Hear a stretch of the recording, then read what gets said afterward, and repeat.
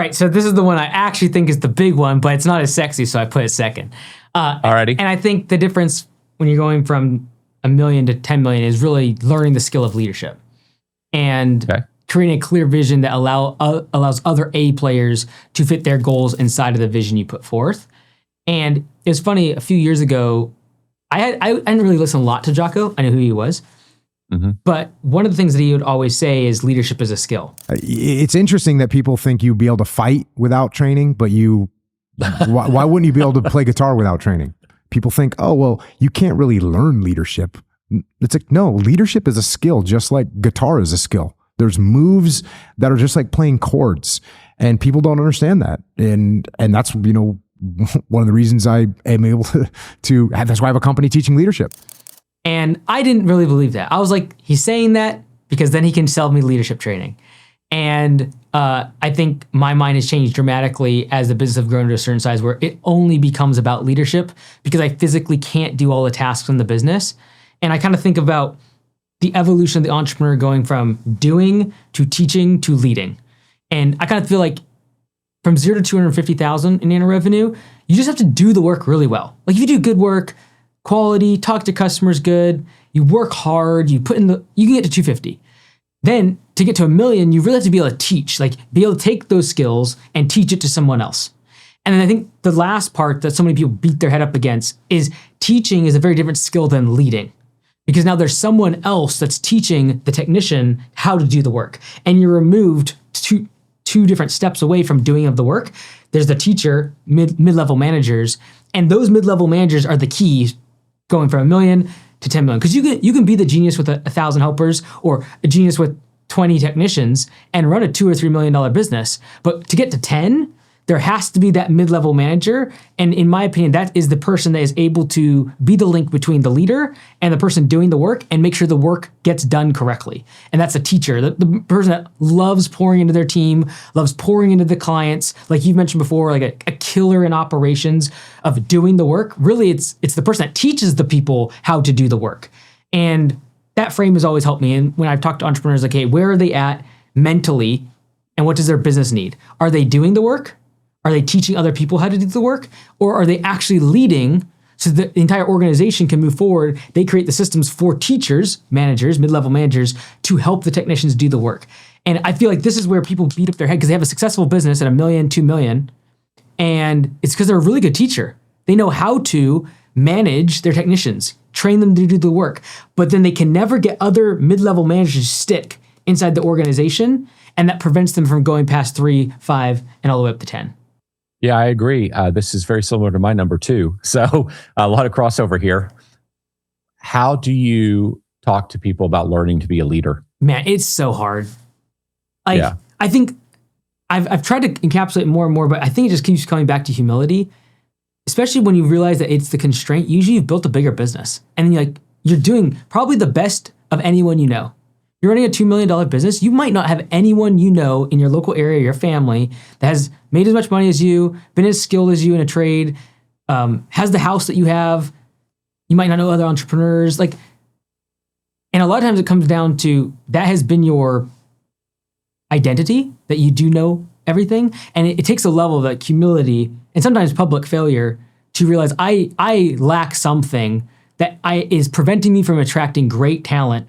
And if someone else was able to do it, they know something I don't, and I've got to figure out whatever that sauce is. And that's why I kind of tied it into having a clear vision, because the thing that finds those great mid-level managers, wants them to stick with you, is learning the skill of leadership. The thing that always is the first step is well, where are we going? Because if you're going to lead, you're out in front, you better know where we're going. And if that's not clear, we're going to make a bunch of progress, but never make actually directional progress towards a certain goal. You mentioned Jocko. I've never read his book, but did you get anything of high value from it? Is it something you would point people to? I like the Extreme Ownership. That's his first book. But the book I love the most, we give it to all of our owners, is Leadership Training and Tactics. And it's is that by him? Yeah, that's by him. I take it. It is, okay. But it's more built for a handbook. It's if this happens, do this. If this happens, do this. It's a shorter read. I really enjoy it. It's less, not highbrow, but it's less theoretical. Like extreme ownership is more of a concept in life. This is specifically for like leadership training and tactics, and I really enjoy it. Huh. I can't recite this book to you. I read it a long time ago. A book that comes to mind that I always really liked was What Got You Here Won't Get You There. Can't remember who wrote it. I can't recite many details. I've read too many things over the years. But I mean, there's a few things I remember from it, but that may be a book for some people to look up as well that I just remember thinking was a top book.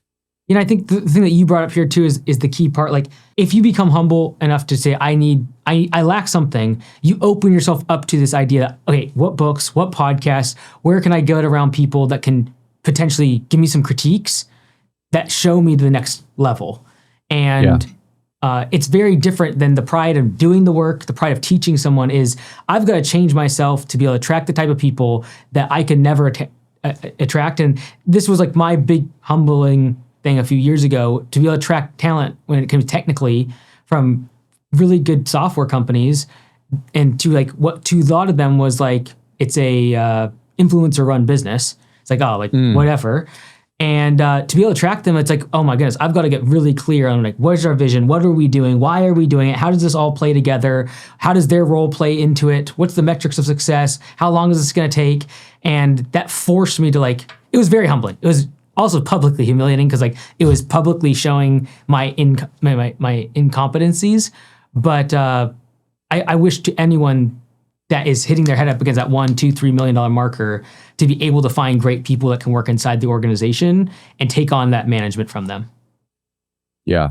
This whole idea of, and I have this recollection, maybe in the very beginning of doing this podcast together, we talked about this idea that some people, and I don't even know how to word it, but they're just apprehensive or they feel like it's wrong that they've got to do all this learning. There was some way that you worded it where people kind of shy away from it or feel like they're underperforming or something. And you know, where I'm going with this is when it comes to leadership or it comes to anything around growing the business, this idea that we should somehow just know what to do or just figure it out is just nonsense. And I think one of the things that we forget is that everybody else running an incredible company went through the exact same process. They didn't just figure it out. They learned from somebody. And an example that I might have used the first time we talked about this is you take somebody like a Mark Zuckerberg who founded Facebook, who started really young.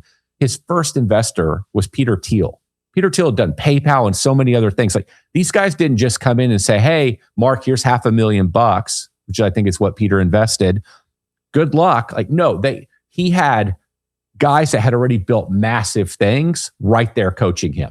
Like, do this, think about this. Maybe you need to handle it this way. Probably wouldn't talk about it that way. Then he had a coach. Like these guys have coaches, executive coaches.